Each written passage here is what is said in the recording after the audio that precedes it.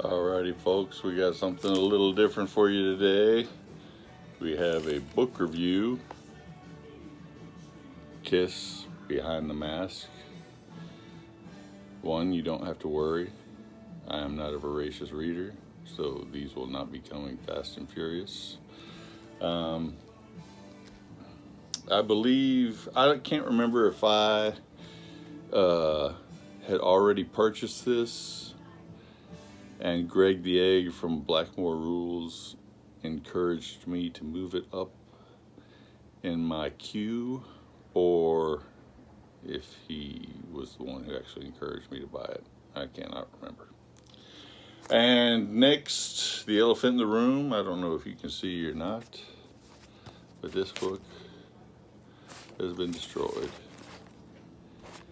I believe I bought this brand new, but I made the mistake of putting it up in my windowsill one time and leaving the toilet seat up, and my cats were chasing each other through the house, and I'm guessing this is what happened, because when I just think one of them decided to use the windowsill as a launching pad.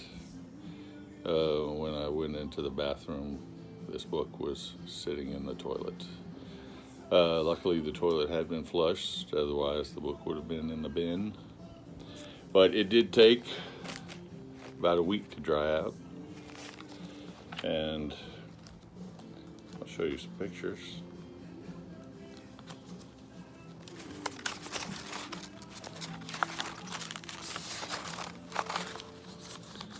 So you can see the book got quite trashed. But the pages are falling out. But aside from the condition of the book, it's actually a very good book. It's a great book if you're a Kiss fan. It came out in 2003.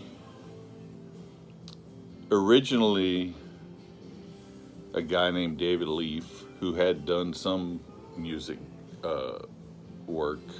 I'm not sure if he had written bios or not, but he was slated to go and interview Kiss on tour in 1979 and get some background information on them. We'd just do an extensive interview with them over the weekend, each individual member. And he did that. He wrote his book. He gave it to his publisher. And in 1980, Kiss weren't really that hot anymore.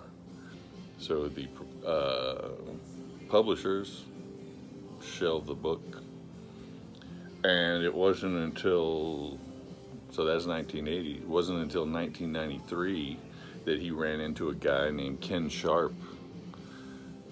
And he was discussing that he had written a Kiss book, and Kenton was like, "No, you haven't, because I read every Kiss book, and your name wasn't on any of them." And he told him the story about how his book had been pulled and it wasn't going to be published.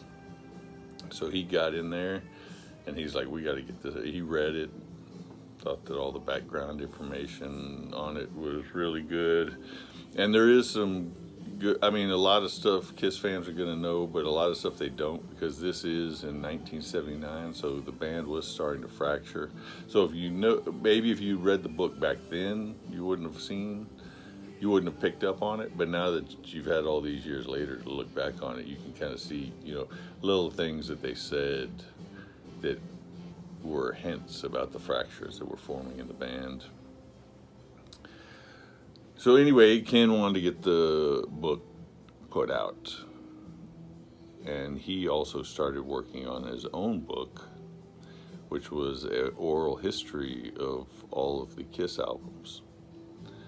And he did that, and they decided to combine the books together and release them together. And now his oral history is really the best part of the book, in my opinion. Like I said, I mean, the first part's cool. The 1979 interviews is cool. There's some stuff in there you didn't know, but a lot of it you do know if you're a Kiss fan. But the oral history, it goes through every album live album, greatest hits, Killers was even in there. Every album from Kiss all the way through to Psycho Circus. And there's little comments on every song, sometimes just one, sometimes a paragraph, sometimes whole pages, sometimes several pages on each album. And each song, there's at least one blurb on each song. They talk to the band, they talk to the producers, they talk to co-writers, they talk to session musicians, anybody that was involved in the recording. Now, not every single person gets a blurb on every song, but these are the different people that they talk to, and they're featured in each album. And there's even some blurbs in there from like Pete Townsend, Alice Cooper, a couple other musicians, where they just asked them about, I think Geddy Lee's in there too, maybe Robin Zander, talking about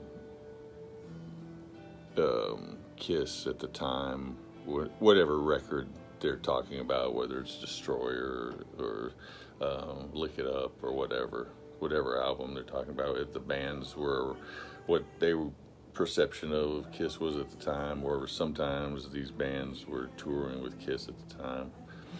So it was really cool, just all those little blurbs, and they're talking about songs that you never hear anybody talk about. And two that really stood out to me that I thought were quite amusing. Bob Kulick gets quite a bit of airtime, and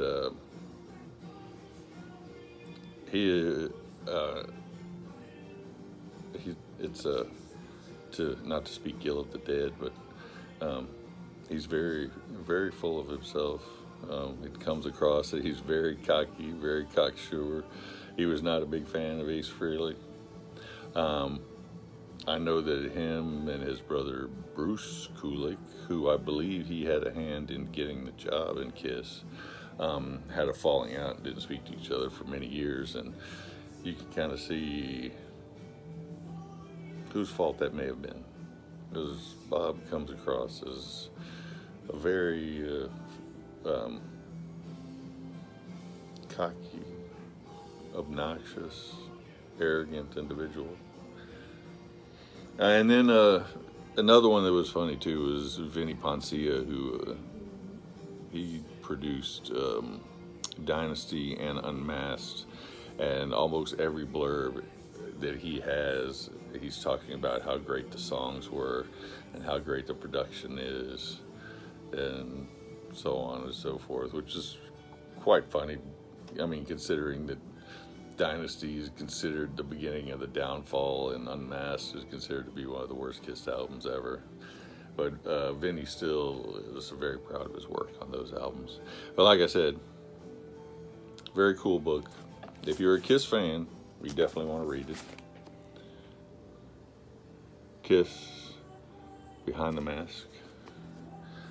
And I've already picked out what I'm going to read next. And if you see me doing this in 6 months, it'll be a miracle.